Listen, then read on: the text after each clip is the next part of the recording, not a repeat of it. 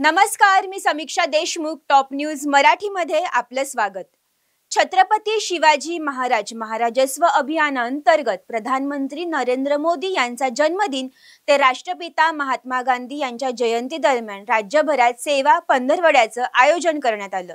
या सेवा पंधरवड्याच्या राज्यस्तरीय शुभारंभ श्री गणेश कला आणि क्रीडा रंगमंच संपन्न झाला.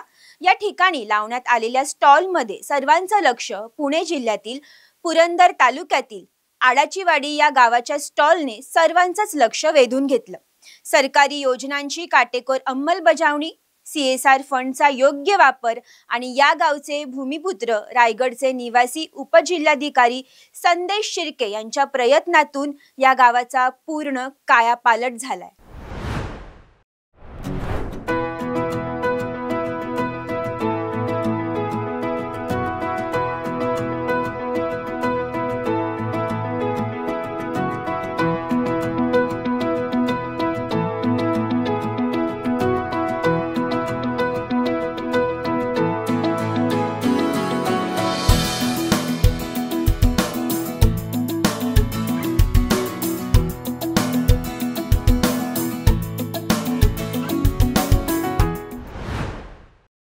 सामान्य माणसाचे जीवन सुखी आणि समृद्ध करण्यासाठी शासनाच्या सेवा सुलभ असणे गरजेचे आहे.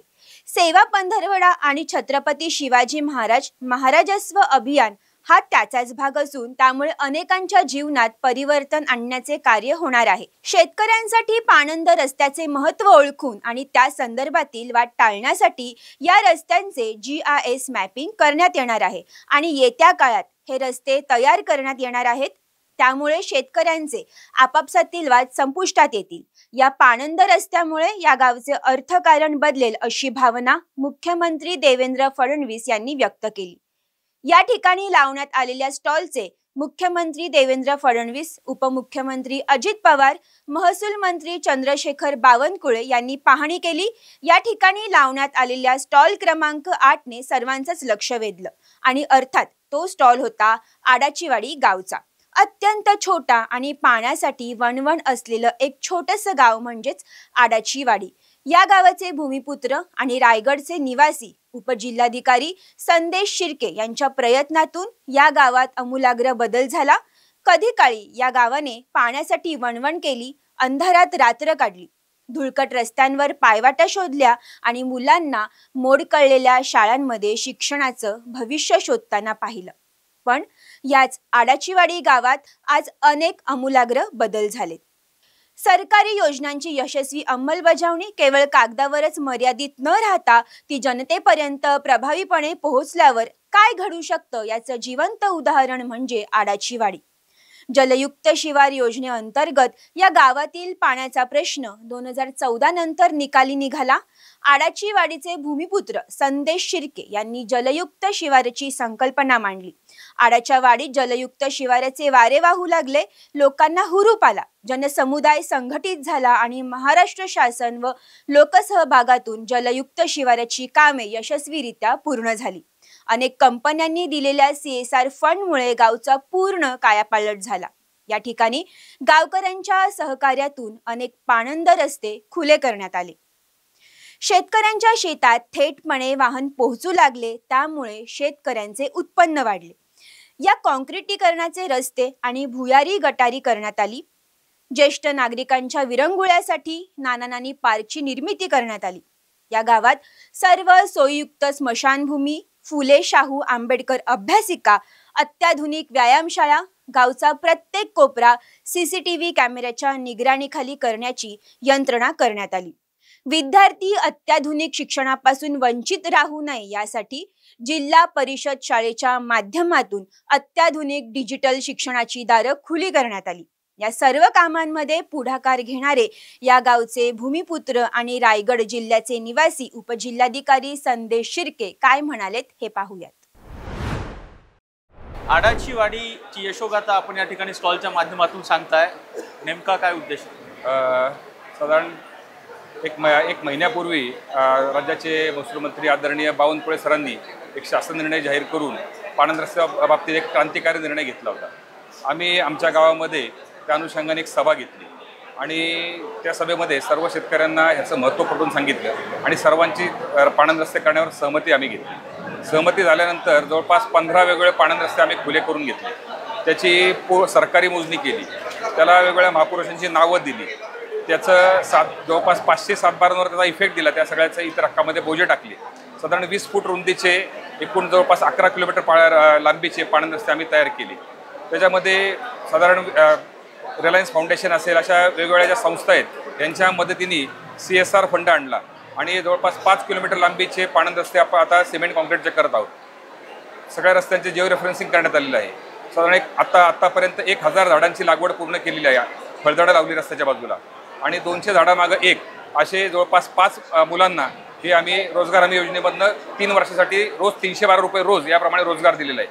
म्हणजे आणि त्यामुळे आम्हाला जो काय चांगलं काम आमच्या गावामध्ये झालं होतं त्या अनुषंगाने जिल्ह्याचे जिल्हाधिकारी आदरणीय दुडी सर यांनी या ठिकाणी आमच्या ग्रामपंचायतीला स्टॉल लावण्याची विनंती केली होती.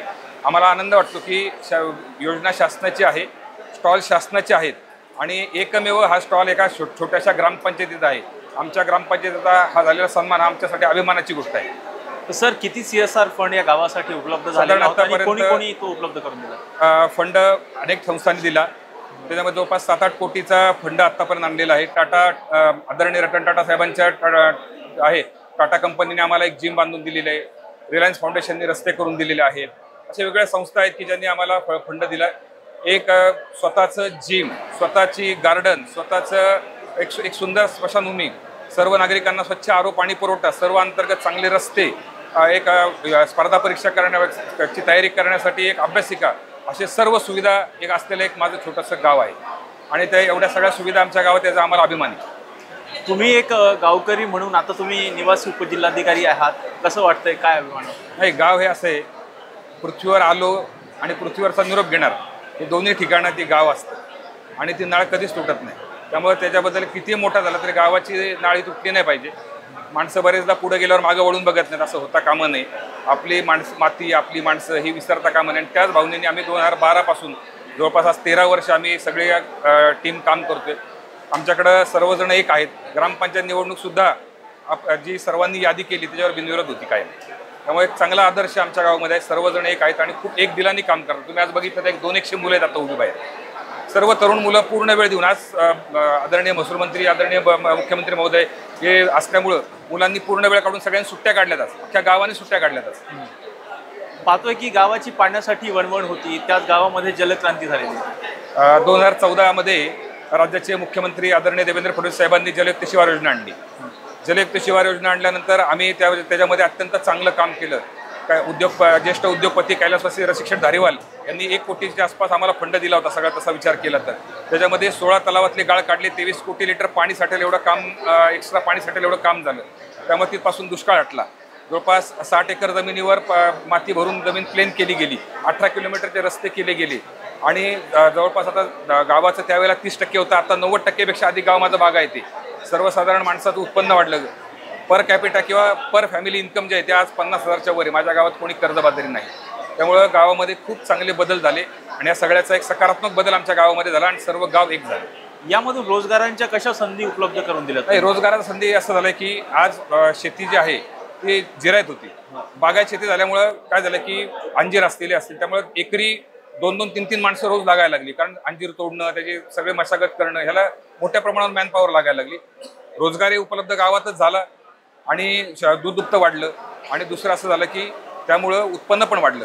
गावातील पर कॅपिटा जो उत्पन्न आहे ते खूप चांगलं डेव्हलप झालेलं आहे, म्हणजे चांगल्या पद्धतीने वाढलेलं आहे आणि त्यामुळे आनंदाचं वातावरण गावात आहे. गेले 12 वर्ष काम झालेलं आहे. तुम्ही एखाद्या मला विचारण्यापेक्षा एखाद्या 4 ग्रामस्थांची जर मुलाखत घेतली तर ते जरा शेतकरी पण काय आलेले आहेत, शेतकऱ्यांची मुलाखत घेतलं तर जरा तुम्हाला जास्त अजून त्यामध्ये लोकांच्या भावना कळतील. पाणंद रस्त्यांना महापुरुषाची जी नावं दिलेली आहेत त्यामागे काय उद्देश होता? नाही, त्याचं कारण असं आहे की बरेचदा आपण असं करतो की मी समजा आता गावात माझं समाज ऐकतोय, माझ्या आजोबाचं, माझ्या पंजोबाचं, माझ्या चुलत्याचं माझं नाव द्यायचं, काही कारण नसतं.